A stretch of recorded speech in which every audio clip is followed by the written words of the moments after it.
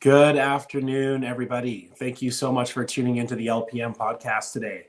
Today's topic is going to be curating a large collection. So all of us have been to an art gallery or museum at some point in our life, and someone has curated that collection that sits in front of you that you get to see.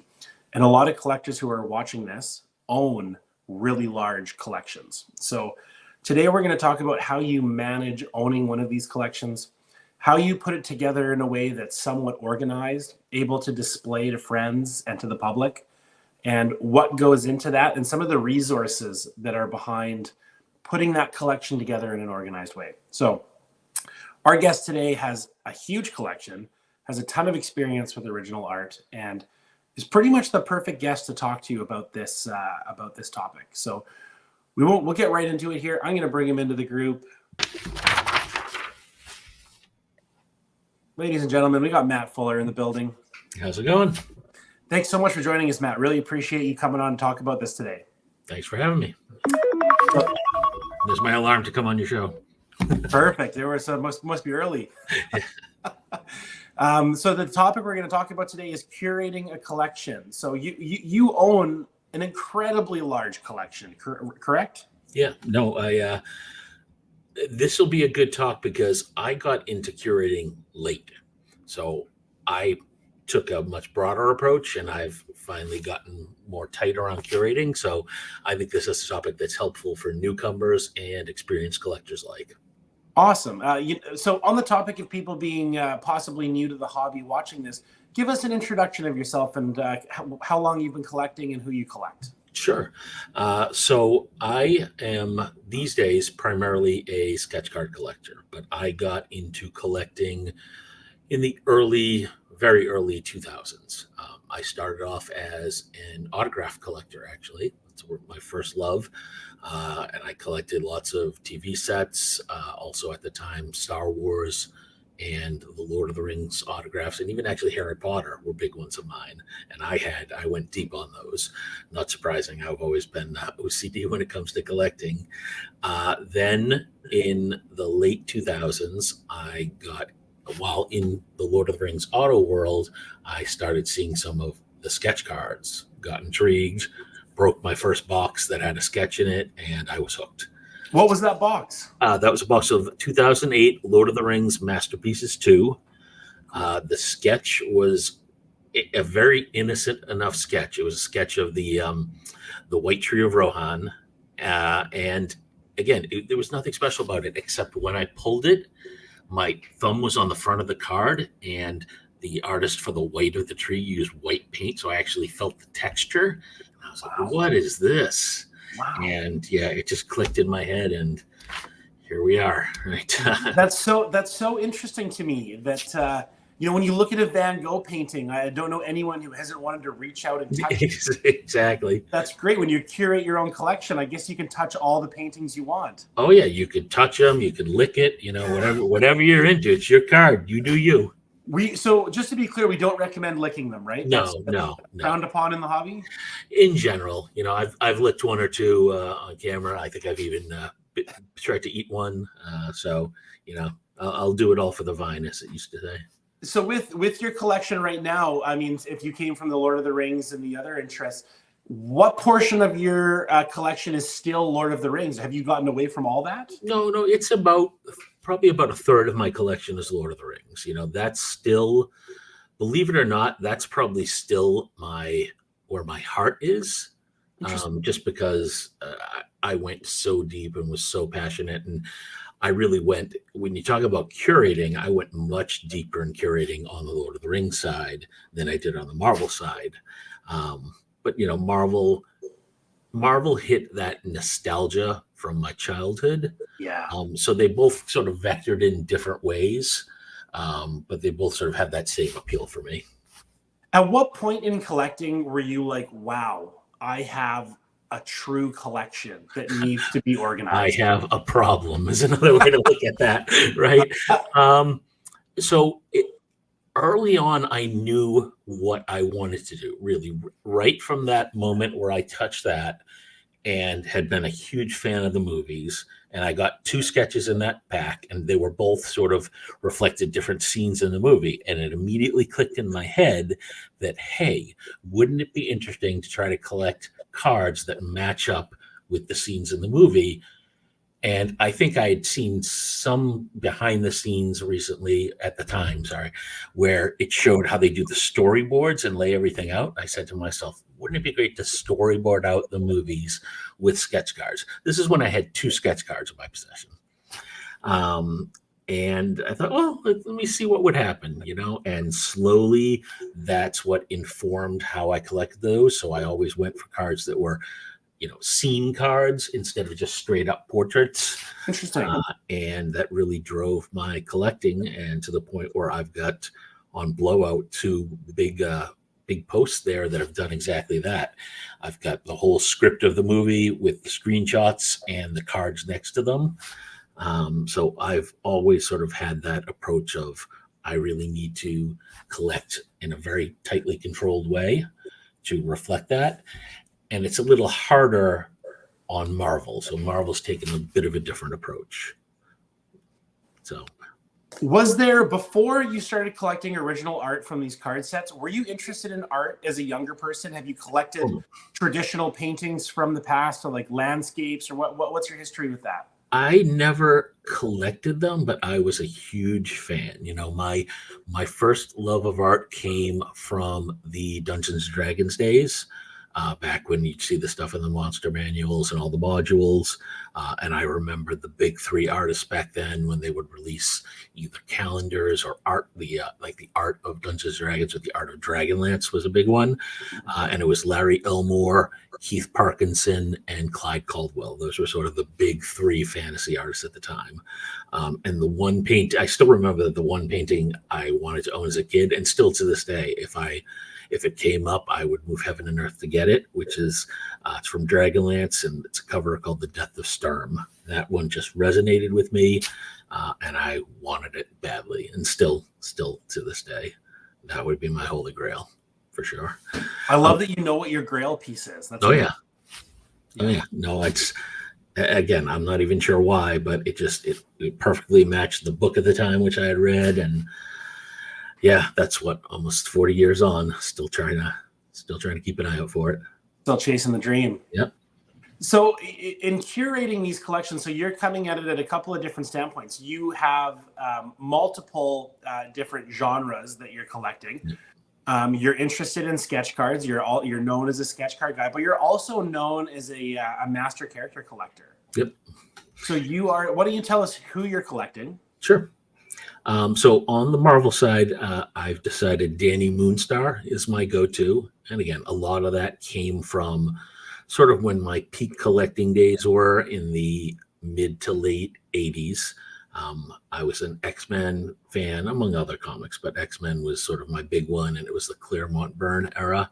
And then they did the New Mutants spinoff, and right off the bat with the McLeod art, and certainly later the Sienkiewicz art and the whole Demon Bear saga, those are just the ones that really just resonated with me at the time. So I knew it was going to be one of the New Mutant characters. And I think of all of them with that story, Danny's the one that stuck out. So that's awesome. It's important to make a decision on a character and run with it. Yeah, I think, there are other ways. You could certainly do teams, and we'll talk about this a little, but if you're going to go for one character, yeah, you sort of need to commit, unless it's sort of a secondary character, like Norrin with Spot, for example. Yeah. That's a small enough character that you can sort of do that casually. But if you're going after a big character, yeah, you really need to be prepared to commit to it, because it can be a lifelong, I don't want to use the word obsession, but I will. It's an endeavor. There you go. Endeavor sounds much more neutral than obsession. Absolutely. So curating a collection. I think that a lot of people are familiar with a curator in the art world, a curator at a museum or an art gallery. What does curating mean to you in regards to your personal collection? For me, it sort of means giving a logical theme or flow to the cards, right? Yeah. Early on with Marvel, because I started Marvel just as a way to get cards from Lord of the Rings collectors who liked Marvel. But as it clicked with me, early on, my goal was I started out very broad. I'm like, all right, let's just get cards with art I like. And I said, okay, now let's narrow it down to certain characters. And for me, that went down to, all right, from everyone just to mutants. It's like, okay, that's a big population. There's thousands of them. And that's when I said, okay, why don't we go down to either a team or a character? And then it went to the character. And for me, then curating Marvel is very much about following the whole history of the character and really going, sequentially with the oldest cards all the way up to the more modern. And what I like about that, especially with Marvel and how the cards have worked over the years, is you start out, you see one card per set. And then, you see that all through like the 90s, the 2000s, even through like 2015. But then you get to the Upper Deck era, and all of a sudden you've got, oh, look, there's two parallels in 2006. And there's three parallels in 2017, and it just to the point where, okay, in Marvel Beginnings, look, there's 22 parallels of Danny, plus plates, plus sketches, plus comic cuts. Right. So you sort of see the growth of the hobby within your own collection as you follow that character throughout the years, which I think is a sort of interesting way to look at it, right? It's not just I'm only collecting one character, but the growth in those cards shows the overall trend in the hobby as you've gone from maybe a little more focused set early on to we're trying to appeal to everyone. And in some ways you could argue it feels like a money grab when you see this many variants of characters, but that's sort of the history of cards, and the character follows that flow throughout it. So that's sort of how I look at it in terms of curating. It's seeing the whole history of that character and how they developed over the changing course of who owns the IP and the sets they're putting out. I appreciate that answer. That was perfect. That was I think that when you hear the word curating, you understand that you're talking about a collection that's substantial. When you're curating 10 items, it's less of a task when you consider how many items could be in your collection. Have you ever put a number on how many physical cards are in your collection? Oh, absolutely. I have a spreadsheet with how many cards I have from each set, how many cards I have of each character, how many cards I have from each artist. So absolutely, I know that exact number. And so that brings us to a great point. So digitally, you sound very organized from the curating standpoint. Yes, but it took a long time to get to that point. I believe it. When you look at, I did a lot of work early on in Lord of the Rings. In fact, I can sort of show an example of that if I, while I'm talking, do a quick present screen. If you want to show that. So the first time I got organized was with Lord of the Rings, and I talked about that storyboard. And then what I did is I would create these posts where I have all of the scenes from the movie and the script. Then I have the scene and the card that sort of matches up to it, right? So this is super focused, curating, where it literally is, and to the point where I even animated some sketch cards. And, to do this, I had to be very specific. I had to line each sketch up with first the movie and then the scene number that tied to the script. And these took months to curate. I believe it. When I started going to Marvel, I took a very different approach. I started out, even though I'd done all this work, I said, you know what, I'm just going to collect what I like. And I had no idea how obsessed I would become. So I fell behind in tracking and almost in curating this, to the point where it was such a frighteningly unwieldy task that I had in front of me to get there, that it was so easy to simply, say, you know what, I'm not going to I'm not going to do that. Too much effort. And then one time a few years ago, I said, you know what? If I'm going to be serious about this, I need to do it. So I sat down, and over the course of almost a year in the end, I scanned every single card. I touched them all up in Photoshop a little bit to make them look good. I resized them all to the same size. I came up with a naming convention for each file that included the set, the artist, and the characters on the card. So to the point now where if you say, hey, Matt, show me how many cards you have of Cyclops, I could just type in a quick wild card and every sketch card will pop up in an easily visible format.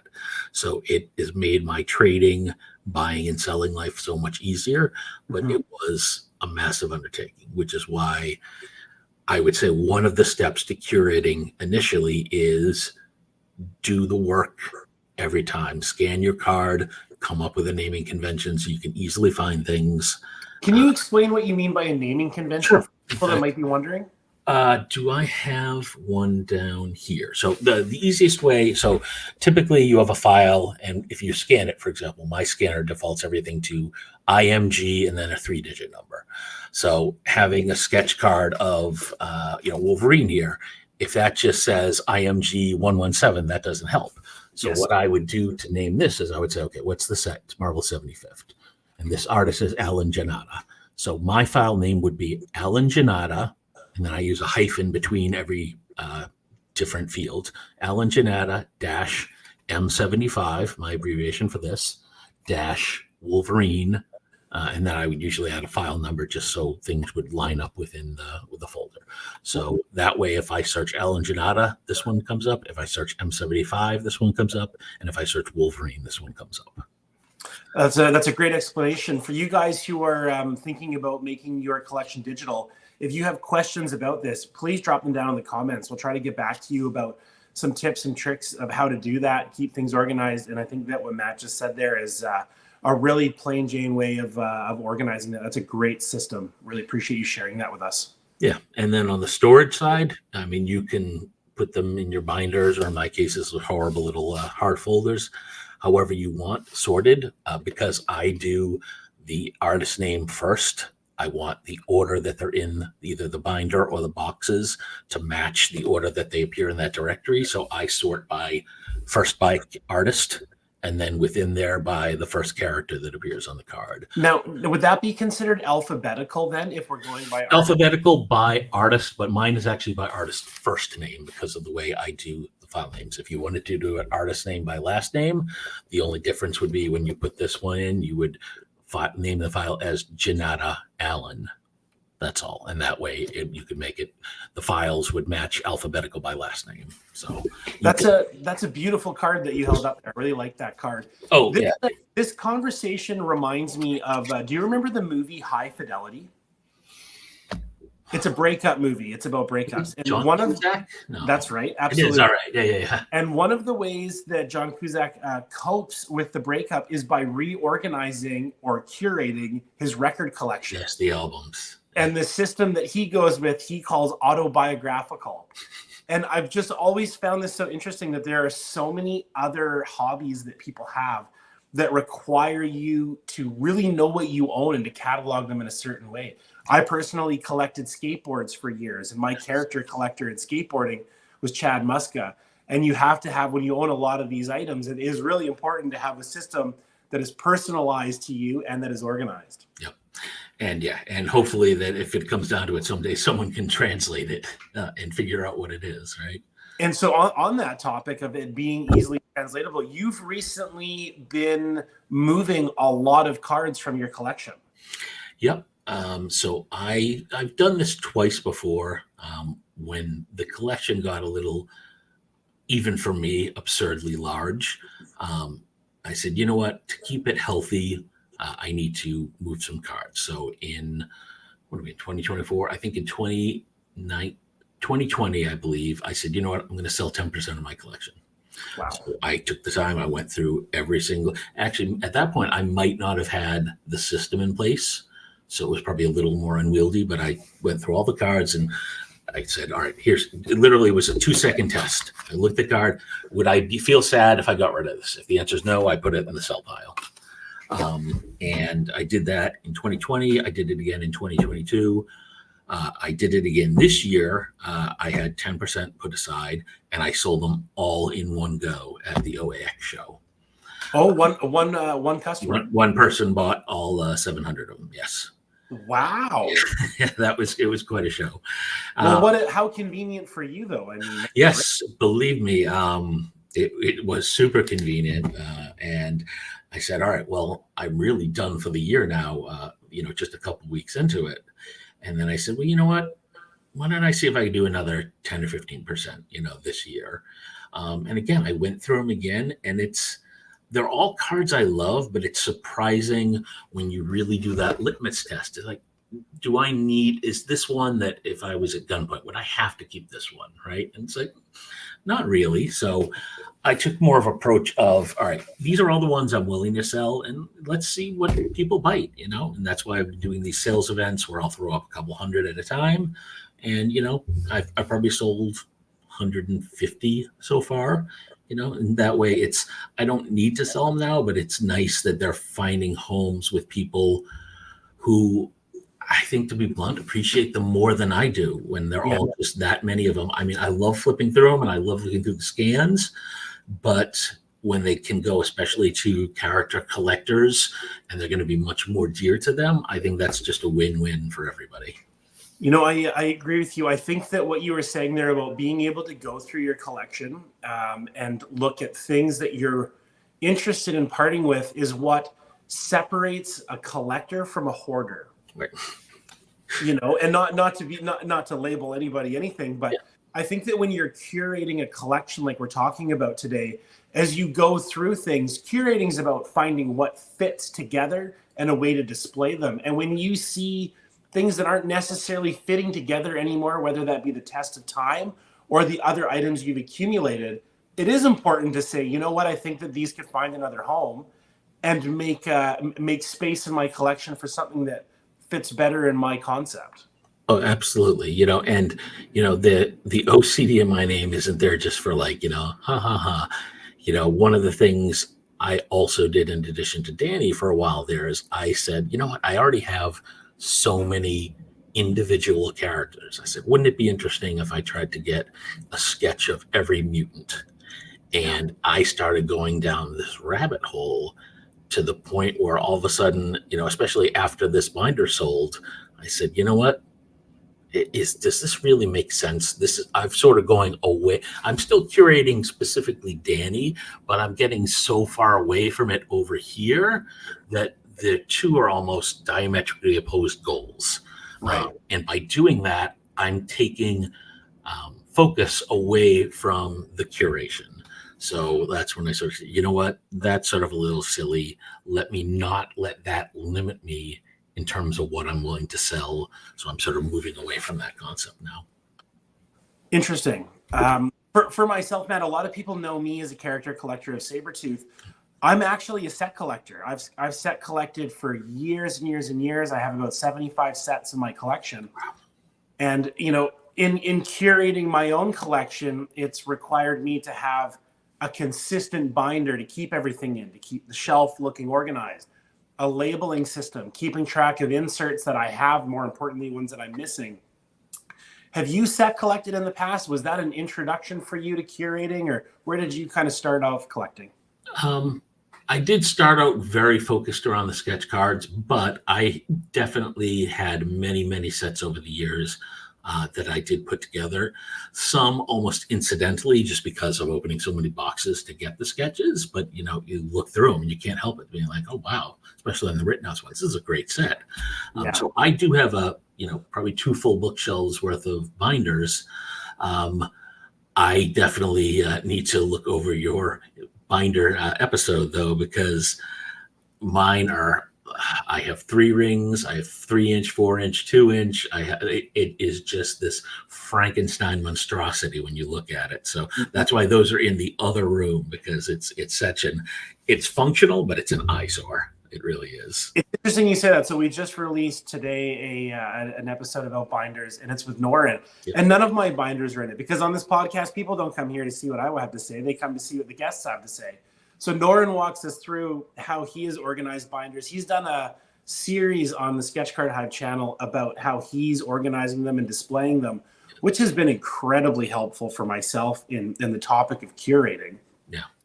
But on having my own sets, I'll just mention it quickly in passing, that I'm of the opinion that if you own a set of Marvel cards, they deserve their own binder. Yep. So none of my sets carry over. I don't have 2 or 3 sets in one binder.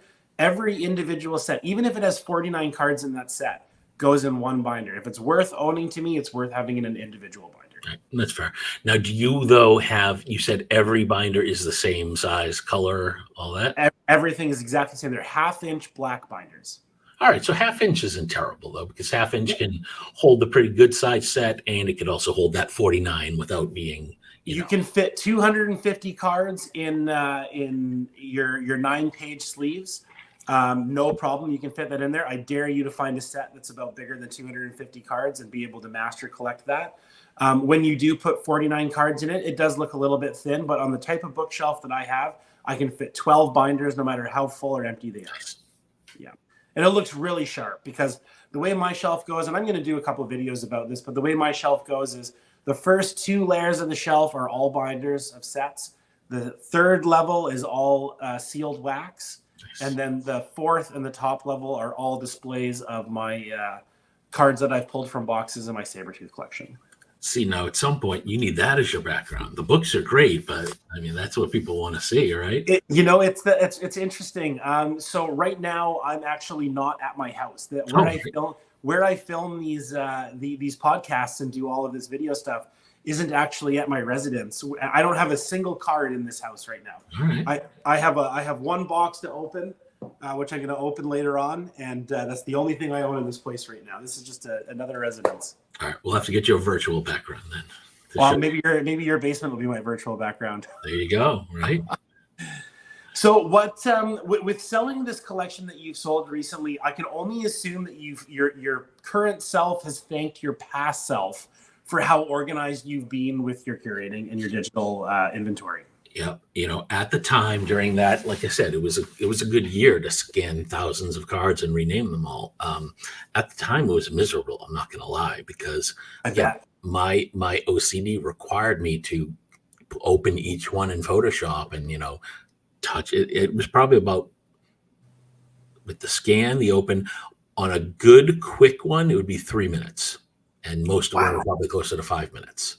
Yeah. So do I really want to do this math on my phone? I kind of want to know math. I kind of want to know the. All right, let's see. Let's assume the average was 4 minutes then, right? Yeah. So 4 minutes times 8,500 cards. I wanted to ask the number, but I'm glad you. 34,000 minutes divided by 60 minutes in an hour is 567 hours. So you divide that by 24 hours in a day. That's 23.6 days with no sleep, eating, or leaving.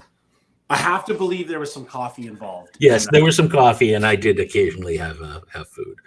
I really did it over the course of a year, so it wasn't that bad. But yeah, there were days I would put 2 hours in after work just to keep up with it.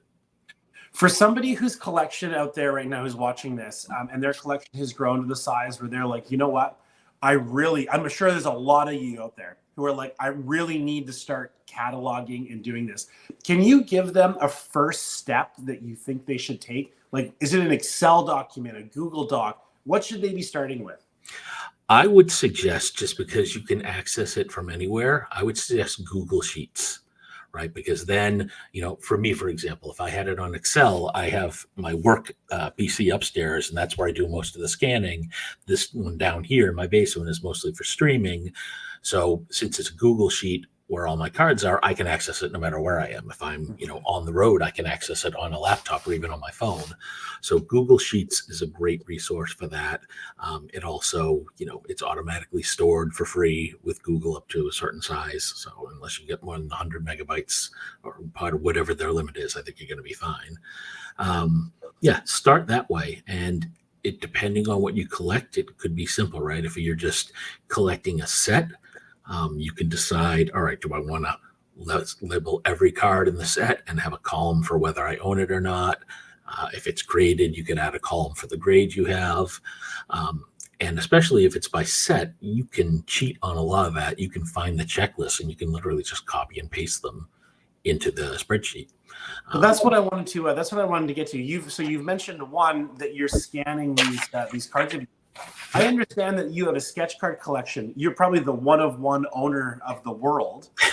But if you're set collecting, you could go on one of these websites and use their photos. You don't necessarily for someone out there trying to start this. You don't have to scan all of your base cards and all of your insert cards. You can find images of these online. You can just rip those off. Yep, absolutely. And there's more word for it, but it is what it is. Yeah, I mean, and there's a few places.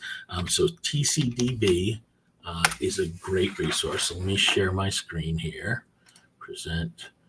So let's say you could go here, right? Let me share screen. There we go. So this is tcdb.com, trading card database. And let's say I want you to pick a set. Let's say we want to do 2020 Marvel Masterpieces. So we go to search results. We can turn it to non-sport. And I want to do 2020 Marvel Masterpieces. And then a bunch of these come up. Here's Skybox Marvel Masterpieces. There we go. And then what you'll see is it talks about, it gives you the data, 90 total cards, release date. And then down here, the community can upload the cards. So you'll see here, if you go to more, every single card has the name of the card out of how many there are, and you can click on it and see there's the front and the back right there. So this is a very powerful community supported tool that can help you save a ton of time, right? A ton of time. And so just for the record as well, to throw out another one, ComC has a massive inventory of images. Yep. Don't be shy to right click, save any of those. Yep. So if you go to ComC, for example, I'll show you this tab. And again, same thing. If you do 2020 Marvel Masterpieces, these are ones that are for sale, but typically for a set like this, you're going to see, there we go. And then what you can do is you can sort by card number, and there you go. Card one, or this one actually is going to show them all. So if you wanted to do, I think, base, you can select this one and it'll only show you the base cards. And there you go. Card one, card two, card three, card four, etc. So another place, and then you just click on it. You can zoom it in. You can right click it and save it. So if any of you guys out there are unclear about what ComC is, if you're starting out collecting, this is where you should be going to start your base collection. Yep. If you're character collecting or if you're trying to fill in gaps, ComC is going to be the cheapest place for you to find a huge number, an abundance of these cards. Check there before eBay so you're not paying these massive shipping fees. Yep. For example, for me, I can search by Moonstar, and I can search by, typically I search by recently added to see if anything new has popped up. And then if nothing there, you can sort by set. But, anything that was out since 2016 should be here. And anything before then would be if people set them in for sale. But a lot of these, it's very easy for people from ePacks to transfer here to ComC to sell, and that's where the vast majority of the cards on here come. And again, if anybody has questions about ePack, there is a video on the podcast with me and our dear friend Louis Alonso talking about how ePack works and some of the benefits of using it. Check it out. Yep. And and in fact, you know what? It's probably worth showing one other tool for people who are starting out. So let me give that back here. Share screen. And I shared this on a recent show, but I think it's good to have it in as many places as possible. Perfect. So let's say we want to do Sabretooth, right? So the easiest way to do this search, and I'm going to refer to a specific site. So put the name in quotes, because on Google, that forces it to say this name must be in the results. By putting it in quotes, that forces it to look there. And then you pick the site you want to do. So another great site, if you're just looking for checklists, you do site, colon, and then the name of the site you want. And there's a site called Jeff Allender's checklists. It's called nslists.com. And now what you're going to get is you're going to get a link to every site page, which is a set inside his site that has a Sabertooth card in it or references the name Sabertooth. So typically, since this is checklists, that means Sabertooth is somewhere in there. And so this is a great hack that's being shared with you right now. If you didn't catch all that on the first go, skip back in the video. Like this one right here. Actually, in the description of this video, I'm going to put the time where this transpired. This is such a helpful hack on using Google to target card collecting. This is really right. So this is great for checklists. You could also do, I believe, if I change it to tcdb.com, let's see, then all of a sudden comes up with, it takes you right to the Sabertooth gallery. You can really do this anywhere. You can do it on eBay. So really just, it helps, as opposed to if we just do Sabertooth in quotes and nothing, you're going to get, okay, here's character, here's the comics, here's the movies. So doing it with the specific site references really helps you get the noise out of your search. And just to confirm, Matt, that's your water pump kicking on, I assume. Yes, it is. The infamous water pump. For those of you who watch a lot of Marvel content on YouTube, it would not be a true episode unless Matt Fuller's water pump kicked on. Yeah, it's pretty much my co-host. Yeah, it's I hope that there's some credit being given to that brand of water pump, I love it. I'm so pleased that just happened. Yeah, you can't make that stuff up. Just another classic Matt Fuller thing is the goat. Could we please see the goat and hear the sound? Yes, the goat. The goat accentuates all of my sales and all sorts of that. That's how I know, if it's in the episode, just a little. There you go. Which might be the most annoying sound in the world, but everybody, when you've been around a little while, you know exactly what that is. When the goat was lost, somebody who watches my videos sent me a replacement goat. I was all pleased. I thought you found it, but then when you said a fan sent it in, I think that's even cooler. Yeah, I mean, at some point, I might find the original, and then we can have it in stereo, which would be great. Oh. What an age we live in, Matt. Yeah, what an age. Exactly. So I wanted to ask you, before we wrap it up here, I just wanted to ask you, when you started curating and making your collection digital, what is something that you wish you had done that you didn't do right out of the gate? If anything.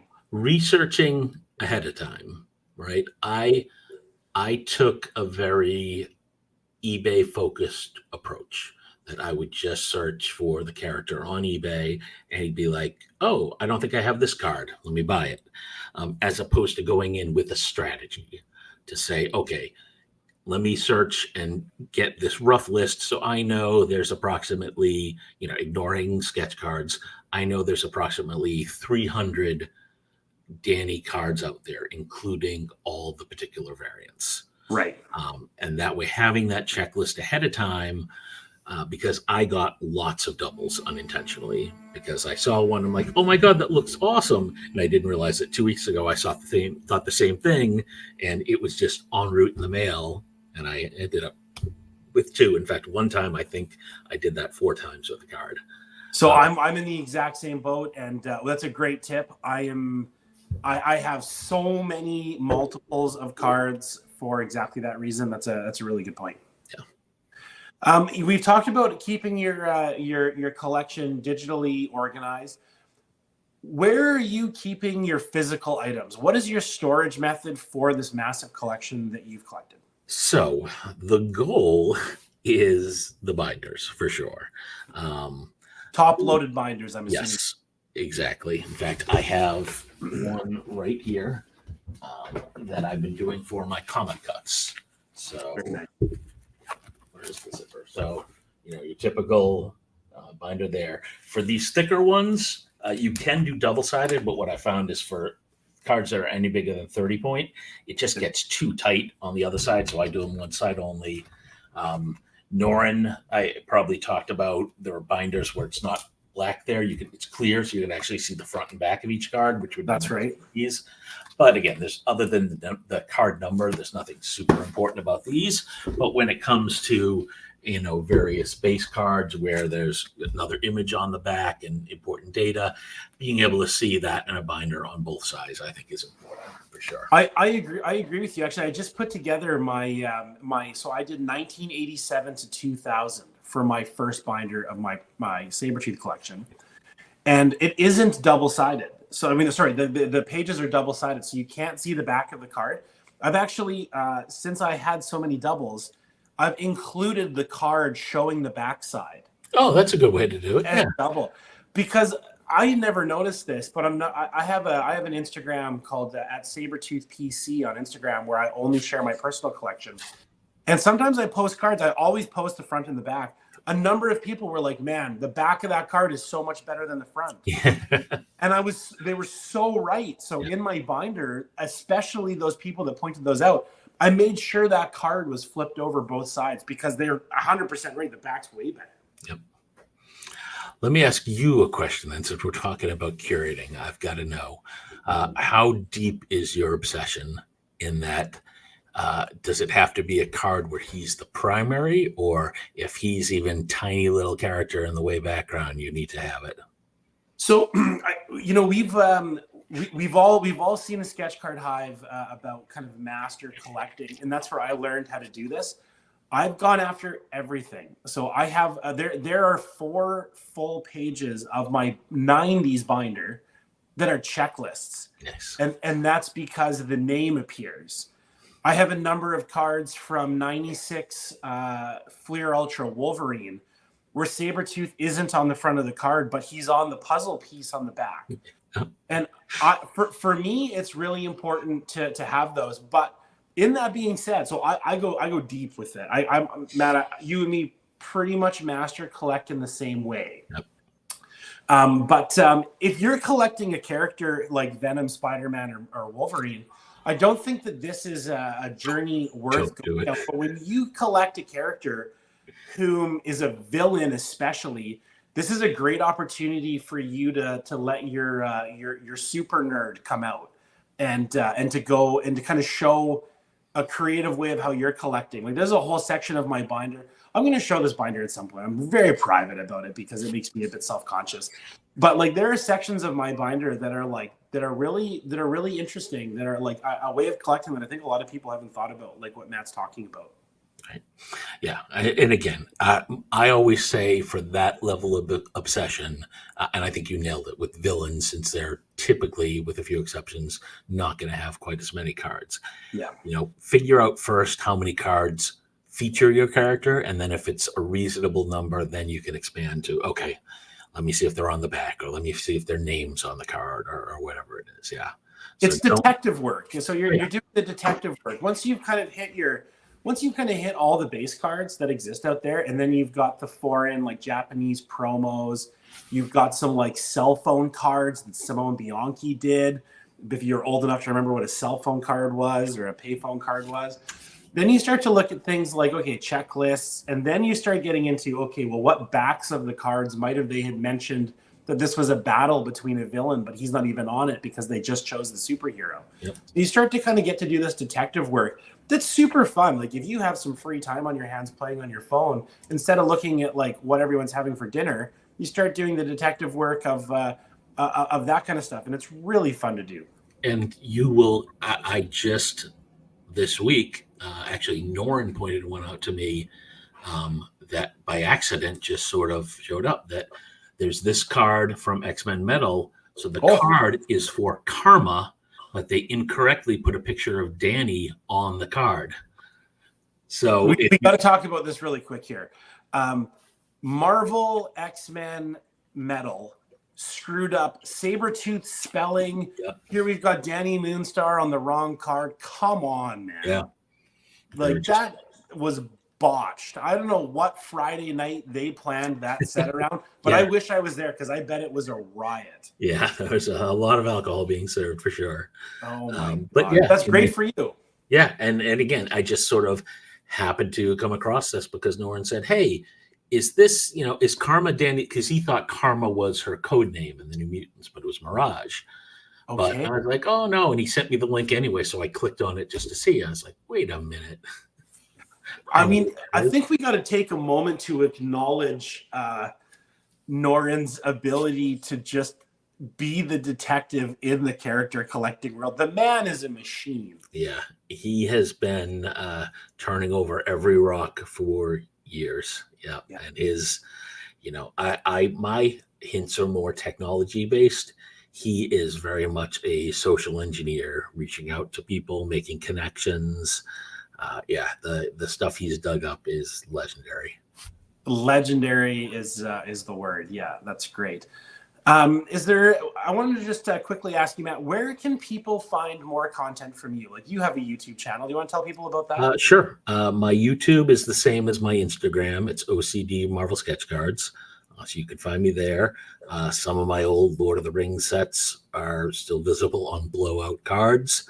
And then on Facebook, I am active in MCCW and MMC, but these days I am a moderator in a brand new group called the Hobby Hangout, which is much broader than just Marvel. It's more just for everything sort of collectible. So a much wider appeal there. I've heard a little bit about this Hobby Hangout. I'm not a part of it, but can you tell us a bit about it?